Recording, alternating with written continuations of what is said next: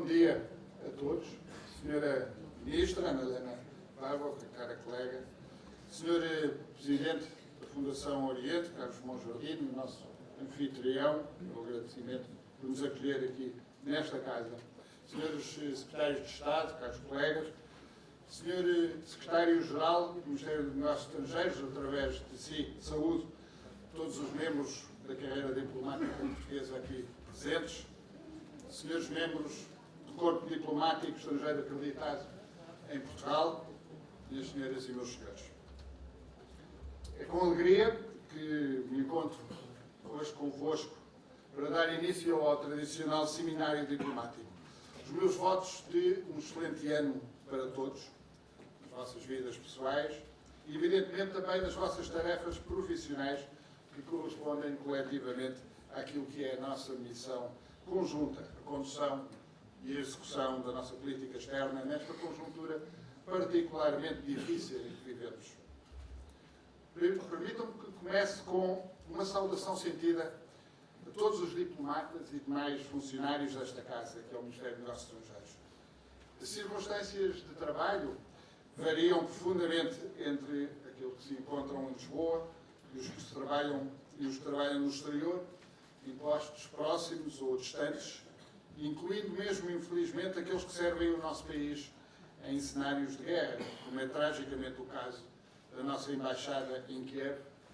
E deixo aqui uma palavra de especial reconhecimento para o Embaixador Alves Machado e, através dele, a todos os que trabalham dedicadamente nessa nossa Embaixada. As circunstâncias variam muito, mas há duas constantes que tenho vindo a testemunhar de forma muito vincada. A primeira é que o acesso a recursos humanos e materiais é sempre insuficiente face ao desejável. Mas a segunda é que, apesar desta condicionante, a qualidade do empenho e dos resultados por parte de todos aqueles que se dedicam a este Ministério demonstram que esta Casa continua a oferecer um contributo de excelência para a presença de Portugal no mundo. A todos o meu agradecimento e a minha expectativa que o ano de 2023 seja marcado pela mesma qualidade de trabalho a que nos têm habituado. Fico muito satisfeito por termos connosco a minha colega alemã, Ana Helena Barboc, a quem agradeço por ter aceitado o meu convite. Partilho desde já convosco que o convite resulta da combinação de dois fatores, cada um dos quais seria uma plena justificação por si só. Primeiro, todos compreendem que a Alemanha é, sem dúvida, um país-chave no quadro em que vivemos. Não só pelas razões óbvias associadas à dimensão e à pujança económica da Alemanha, mas também porque as transformações que vivemos na Europa e no mundo implicam necessariamente transformações profundas na presença internacional da Alemanha. A expressão utilizada pelo chanceler Scholz, Zeitenwende, acrescentou-se ao léxico de palavras alemãs utilizadas por quem, como eu, não fala alemão. Exatamente porque todos compreendemos que vivemos uma mudança de eras e que aquilo que se passa com a Alemanha será determinante para a natureza desta transformação. Trata-se, portanto, de um convite evidente para que possamos melhor compreender uma das dinâmicas mais importantes do nosso tempo na Europa e no mundo. Mas quero também sublinhar que o convite à Ana Helena Barboc tem uma dimensão pessoal e intransmitível, porque ao longo dos 9 meses que levo Ministro dos Negócios Estrangeiros, tenho tido o privilégio de ver como a sua voz e a sua capacidade de leitura dos nossos tempos tem sido das mais lúcidas, das mais pertinentes, das mais esclarecedoras. Por ambas as razões, é uma satisfação tê-la hoje connosco. A minha intervenção neste seminário diplomático procurará traçar algumas das características mais salientes deste mundo em mudança, relacionando-as com os desafios com que nos confrontamos na política externa portuguesa e também com as oportunidades que resultam da conjuntura. A guerra que a Rússia lançou contra a Ucrânia a 24 de fevereiro do nefasto ano que agora acabou, continuará a lançar uma sombra longa e carregada sobre as dinâmicas internacionais do ano que agora começa. Subsistem muitas das mesmas interrogações que tínhamos desde o início. Embora, hoje em dia, o mundo esteja povoado de videntes retrospectivos que sempre souberam que algo assim estaria prestes a acontecer Na realidade, temos boas razões para continuarmos a tentar perceber aquilo que está mal explicado.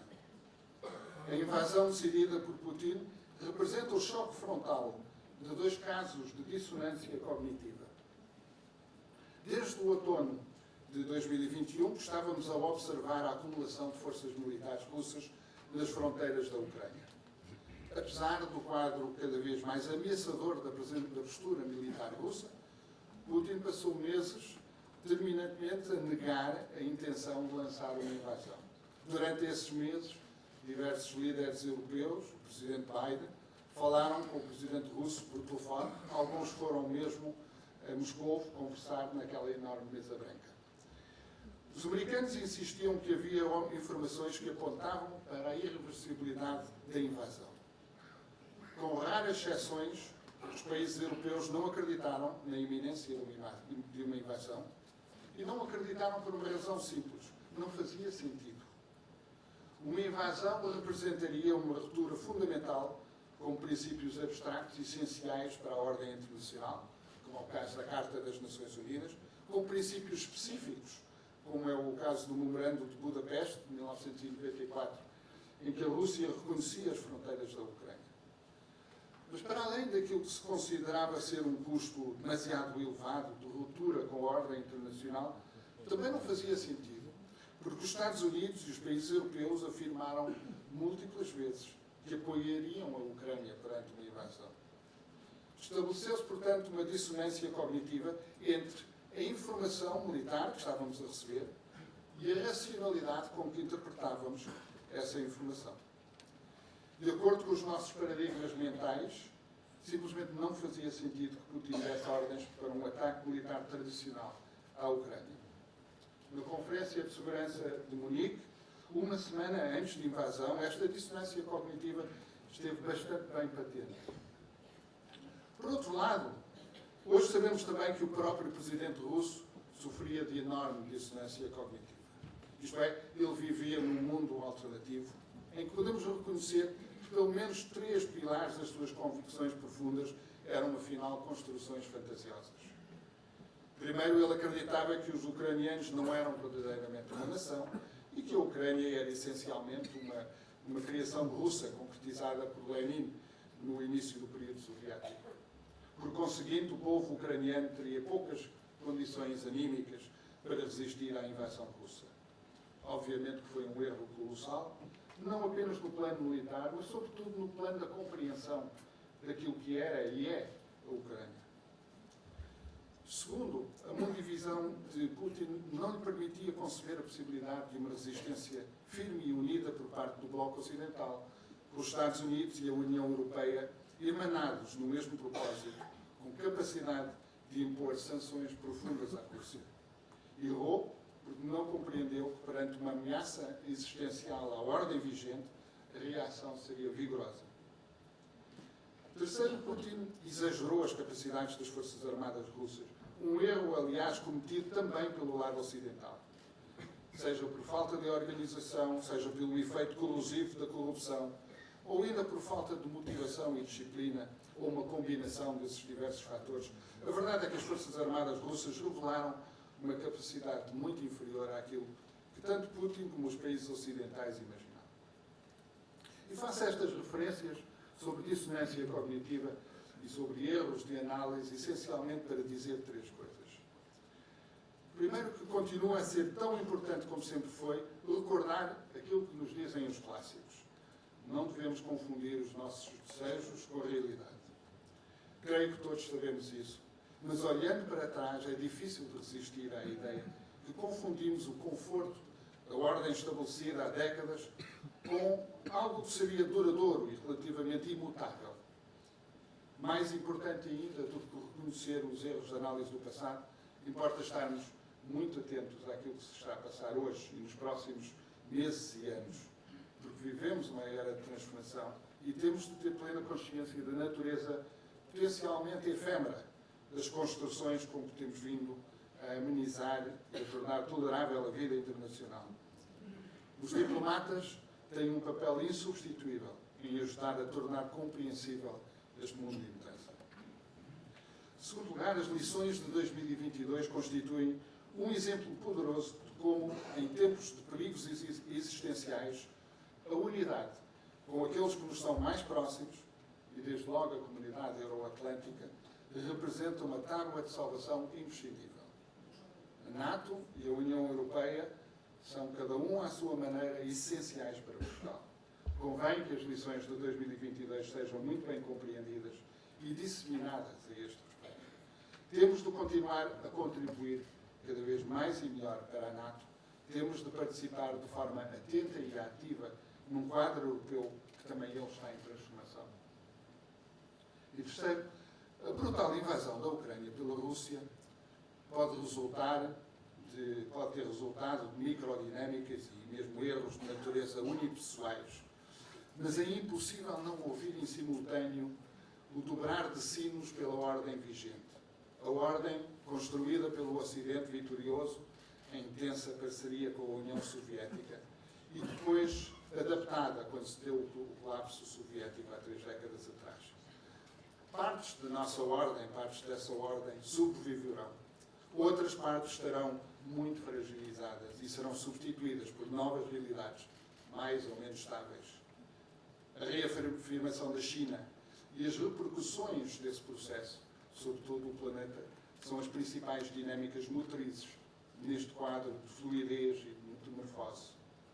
São em tempos como estes que os diplomatas e todos aqueles que têm responsabilidades na gestão de políticas externas e do sistema internacional maior lucidez precisam de ter, maior capacidade de detectar e de resistir às dissonâncias cognitivas que caracterizaram a nossa relação com a Rússia nos meses que antecederam a invasão. Olhar para a vida internacional com frieza e com lucidez não nos transforma em videntes. Tempos como estes são ricos em surpresas. Os movimentos profundos nem sempre se vislumbram de imediato e são por vezes mascarados por eventos de diferentes sentidos que nunca deixam de colorir a nossa leitura do cotidiano.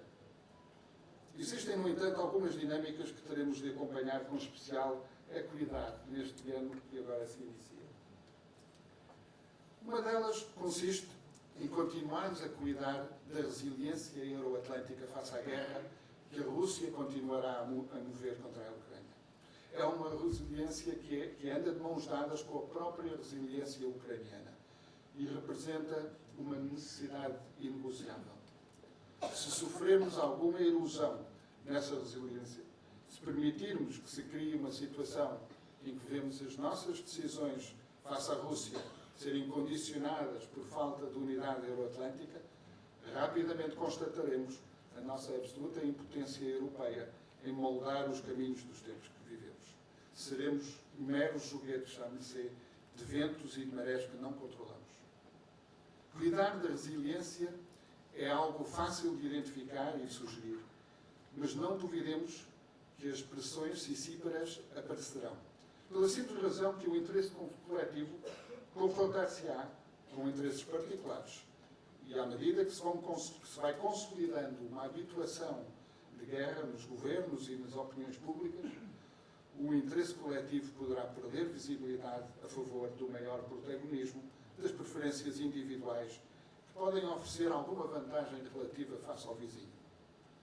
Aplica-se aqui, como tantas vezes na vida internacional, a parábola de Rousseau, segundo a qual 2 homens podem caçar um veado, se o fizerem em conjunto, mas com menor esforço, cada um pode individualmente caçar uma lebre, hipotecando as possibilidades do outro colega e reduzindo o proveito coletivo. O papel de Portugal, neste quadro diplomático, é o de procurar atenuar as tentações de alguns parceiros, mantendo o enfoque na unidade da ação coletiva, porque dela depende o sucesso de todos nós.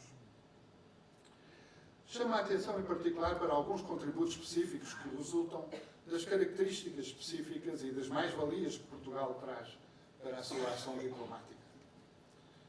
Primeiro, no que toca à unidade euroatlântica, convém recordar que o seu significado deve ser mais profundo do que simplesmente a contenção da Rússia, por premente e exigente que seja essa tarefa.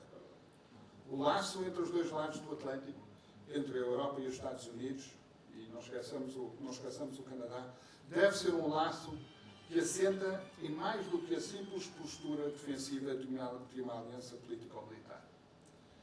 O investimento de Portugal, que aliás tem suscitado muito interesse da parte dos Estados Unidos, no Atlantic Center, juntando pela primeira vez países dos 4 quadrantes do Atlântico na gestão comum dos problemas desse oceano, é um bom exemplo de uma forma de valorizar a nossa especificidade geográfica e histórica.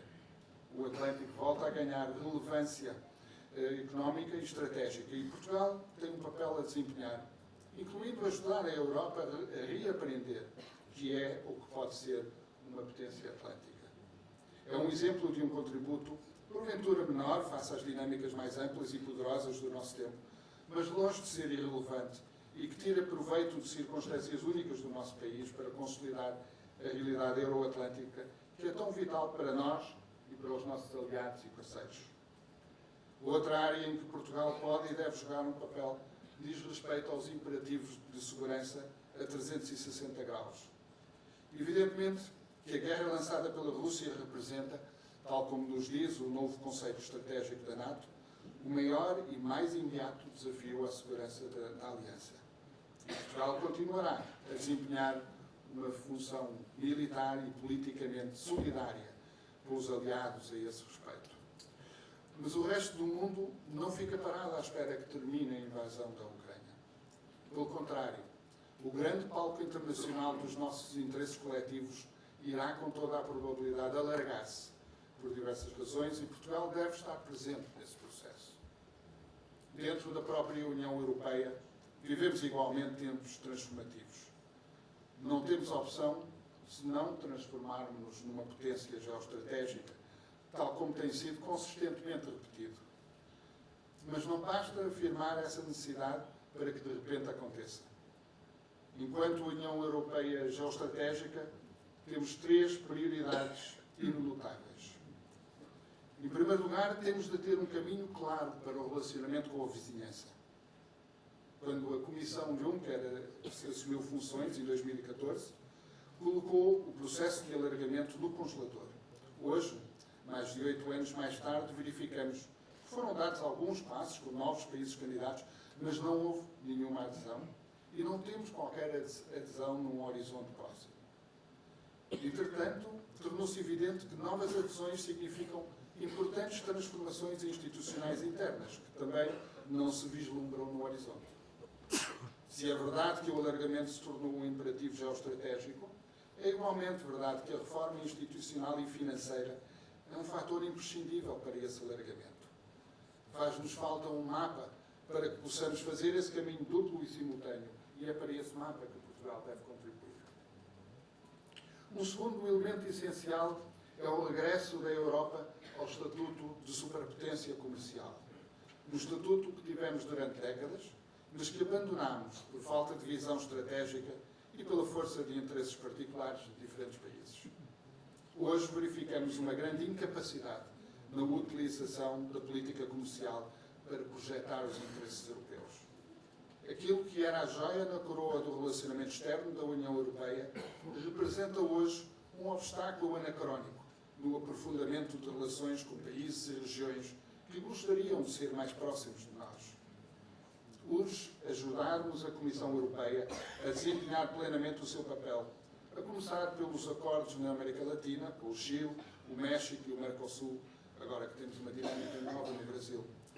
A Índia é outro país com o qual temos de ter visão macroestratégica para romper com o predomínio dos microinteresses e das microideias. Nunca satisfaremos a todos, mas a União Europeia não pode continuar a ser um conjunto de caçadores de lebres, quando há muitos viados disponíveis, se soubermos unir esforços. Terceiro, a Europa da defesa é inadiável. Isto significa várias coisas. Desde logo, a promoção de capacidade de planeamento e condução de atividades militares no plano europeu. Significa também um processo de harmonização de aquisições, algo que apenas começou agora através da Agência Europeia de Defesa. Significa o desenvolvimento rápido e profundo de um ecossistema de indústrias de defesa no espaço europeu, algo que está também a dar os primeiros passos e que precisa de ser assumido pelos governos europeus como prioridade. Há desenvolvimentos importantes, como é o caso do projeto europeu para o avião de combate. Mas precisamos de alargar muito o leque de atividades em comum. Tudo isto vai custar dinheiro, mas produzirá também retorno económico e científico. E no contexto que vivemos temos de compreender esta prioridade. É importante, naturalmente, que este processo seja conduzido de forma sinérgica com a NATO, em complementaridade e tirando proveito das mais-valias de cada instituição. E amanhã falaremos deste assunto em maior profundidade. Em relação a estas três dinâmicas necessárias na União Europeia, a ligação entre alargamento e reforma institucional, a promoção de uma política comercial ambiciosa e a consolidação de uma Europa de defesa, Portugal tem, em cada um deles, um papel a desempenhar. Mas as mudanças no mundo ao longo destes próximos 12 meses não irão limitar-se à nossa relação com o espaço europeu e o espaço euroatlântico. Nestes tempos de maior tensão internacional, verificamos que a ligação entre geopolítica e geoeconomia ganha premência, precisamente porque é fonte de desconforto e, nesse sentido, teremos de acompanhar com atenção o processo que tem vindo a ser chamado de nearshoring ou friendshoring, com preocupação de termos maior controle sobre capacidade industrial, sobre cadeias de fornecimento e sobre cadeias de valor. A globalização cega e desregulada das últimas décadas reduziu a nossa capacidade de sermos agentes do nosso próprio desenvolvimento e provocou desequilíbrios entre as nossas dependências e o grau de confiança que podemos ter em relação a outros participantes da vida internacional. Perdemos a alavancagem geoeconómica face a outros modelos políticos e económicos e teremos de voltar a equilibrar a balança a esse respeito. Portugal é um país pequeno na vertente económica, não tendo escala para moldar as novas realidades. Porém, atendendo às dinâmicas já em curso, convém que nos situemos adequadamente. Em 2022, intensificou-se o ritmo de alteração da paisagem geoeconómica internacional. Este processo continuará em 2023. Um exemplo entre muitos. No norte do México, próximo da fronteira com os Estados Unidos, assistimos a taxas de crescimento na ordem dos 8%, devido à relocalização nessa região de empresas que produziam na China. Outras empresas europeias na China deslocam-se agora para o Vietnã. Ora, a localização geográfica de Portugal contém elementos penalizadores, mas contém também algumas vantagens, entre as quais Sines é um bom exemplo. Outras características do nosso país, características económicas, políticas, sociais, permitem-nos almejar o estatuto de participante ativo neste processo de reorganização geoeconómica que nos afeta a todos. O novo mapa mundi dos fluxos energéticos que se está a desenvolver merece especial atenção e já demonstramos que, em matéria de renováveis, podemos ter uma postura liderante. A temática dos rearranjos geoeconómicos deve estar no epicentro estratégico da AICEP, que, aliás, está também agora a passar por um processo de renovação. Mas deve estar igualmente presente nas nossas missões diplomáticas dispersas pelo globo. Sem qualquer desprimor do nosso relacionamento com os parceiros europeus, a realidade impõe que em 2023 concentremos esforços diplomáticos especiais em algumas regiões da Ásia, da América Latina e de África. Sendo que em relação a estas duas últimas, América Latina e África, podemos servir de ponte para uma União Europeia, por vezes, menos atenta a outras partes do globo. Todos aqueles que estão aqui esta manhã sabem bem que a diplomacia não pode servir apenas para o aprofundamento de relações com aqueles com quem não temos dificuldades nos planos dos valores e dos interesses. Num período de movimentos tectónicos da vida internacional, importa sobretudo que a diplomacia esteja mobilizada para detectar e amenizar as profundas clivagens que são o apanágio destes tempos. Segundo alguns analistas e políticos, nós temos pela frente tensões épicas entre as democracias e autocracias. Não podemos ignorar que essa é uma das múltiplas linhas de clivagem do sistema internacional. Contudo, devemos ter consciência que a realidade é bem mais complexa do que as teorias mais simples com que por vezes nos confrontamos. E que uma das qualidades mais importantes da vida diplomática é a capacidade de compreender e traduzir outras formas de ver o mundo e de chamar a atenção para nuances que podem ser decisivas para as nossas opções estratégicas. No espaço euroatlântico, valorizamos a democracia, valorizamos o Estado de Direito. Verificamos que no tremendo desafio que foi a superação da pandemia com Covid-19, o registro dos países democráticos tem sido mais favorável do que em muitos regimes autocráticos, ao contrário daquilo que se imaginava nos primeiros tempos da pandemia. Os pretendentes a homens providenciais nos Estados Unidos e no Brasil penalizaram profundamente os seus países no combate à pandemia. As teorias idiosincráticas que caracterizam as autocracias são sempre uma fonte de vulnerabilidade e de equívocos. E sociedades abertas, afinal, mostraram-se mais resilientes a navegar os oceanos desconhecidos dos nossos tempos.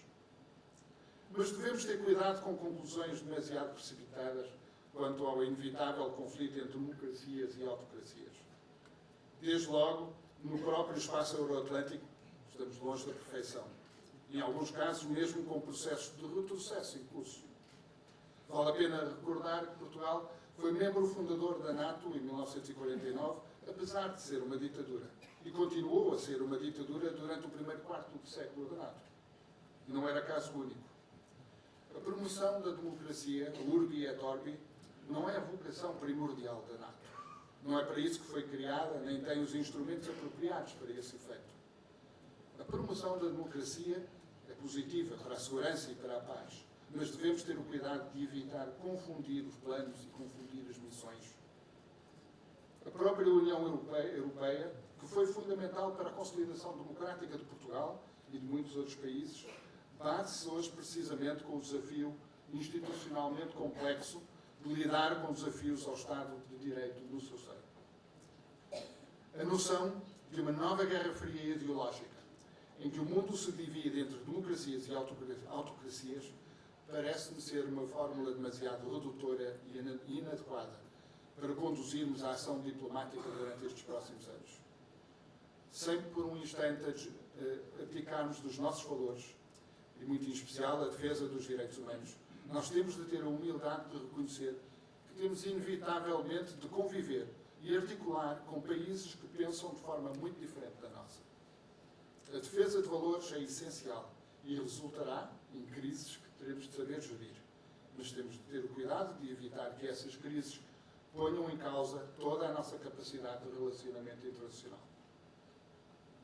A capacidade de fazer pontes é algo de que muito justamente nos orgulhamos da diplomacia portuguesa destas últimas décadas, desde a implantação da democracia no nosso país. Essa qualidade é um ativo cada vez mais essencial para a promoção dos nossos interesses no exterior e para a consolidação da nossa posição internacional como um país que tem capacidade de funcionar como charneira. Desempenharemos esse papel nas instâncias multilaterais para as quais temos especial vocação. Uma vocação reconhecida também nas pessoas de António Guterres e António Vitorino. Desempenharemos esse papel nas organizações regionais e no diálogo entre organizações regionais. Utilizaremos as nossas qualidades, tal como o fizemos no passado, para promover a governação adequada de tópicos fundamentais para o nosso futuro coletivo, sendo a causa dos oceanos um exemplo paradigmático. O primeiro e mais importante elemento para continuarmos a desempenhar esse papel e a merecer essa reputação residirá no diálogo próximo com aqueles com quem temos ligações especiais e históricas. Refiro-me naturalmente aos países da CPLP, a indispensável comunidade de afetos e de partilha de interesses. Não foi por mera coincidência que em 2022 estive em todos os países da língua portuguesa de CPLP, embora em dois deles ainda na minha anterior capacidade de Ministro da Defesa Nacional. A minha primeira visita bilateral enquanto Ministro de Negócios Estrangeiros foi a Angola. Estive em Moçambique com o Sr. Primeiro-Ministro, estive em Timor-Leste com o Sr. Presidente da República, estive em Cabo Verde para uma extensa visita bilateral. Acabo de chegar do Brasil, onde acompanhei o Presidente da República na tomada de posse do Presidente Lula, e onde o protocolo brasileiro deu a Portugal um destaque especial e único, num evento em que estiveram muitas dezenas de delegações de todo o mundo. Em breve regressarei a São Tomé e Príncipe, à Guiné-Bissau, onde estive no primeiro trimestre de 2022. cultivar os laços de particular proximidade que temos com os países da CPLP, promove a relação bilateral, promove a CPLP em si mesmo, mas é também uma excelente forma de compreender melhor as regiões nas quais se inserem os nossos países irmãos. A África Ocidental, Golfo da Guiné, África Austral, Sudeste Asiático, América Latina. Como é globalmente reconhecido, o trabalho da nossa política externa dispõe também de um soft power relevante. A nossa língua, que nos dá uma pegada global, através da referida CPLP e das sucessivas vagas de migrações das nossas comunidades. Esta nossa pegada tem também tradução na capacidade de desenvolvermos e gerirmos cada vez mais projetos de cooperação, numa dimensão que queremos ver reforçada através da nova estratégia para a cooperação portuguesa. Merece também uma menção especial à América Latina. Dentro da União Europeia, temos vindo a promover a ideia de que este ano de 2023 deve ser um ano que marca uma nova relação birregional. Espero que com razoável nível de compreensão por parte dos nossos parceiros europeus. Iremos trabalhar com especial empenho neste primeiro semestre para que a Cimeira União Europeia-CELAC, a ter lugar em julho, em Bruxelas, no início da presidência espanhola da União Europeia, que seja um reencontro histórico entre parceiros que se perderam de vista durante algum tempo, durante demasiado tempo. A nossa participação na Cimeira Ibero-Americana, na República Dominicana, em março, permitirá renovar os laços de proximidade e de cumplicidade com numerosos países latino-americanos. Minhas senhoras e meus senhores, eu quero terminar sublinhando como mensagem central que este ano abre com contornos de grande dificuldade e de desordem no sistema internacional. As nossas escolhas são claras. Continuaremos a apoiar a Ucrânia na sua procura de uma paz que seja justa e que reforce e não enfraqueça a ordem internacional.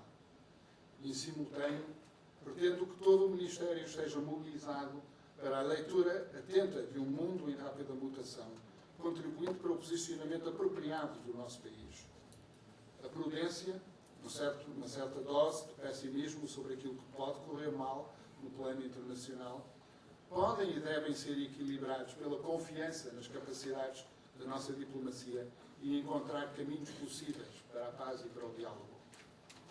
Aconteceu, por desígnios e também por acidentes da história, que a nossa política externa desenvolveu uma projeção absolutamente desmesurada face à dimensão da nossa economia, do nosso território e da nossa população, partindo do nosso canto do Ocidente Europeu e chegando às mais longínquas partes do mundo. Neste ano de 2023, saibamos aproveitar todas as potencialidades que recebemos de gerações anteriores. É precisamente nos momentos de turbulência internacional que melhor temos de saber trabalhar as qualidades e os ativos estratégicos que felizmente temos na nossa política externa. Muito obrigado.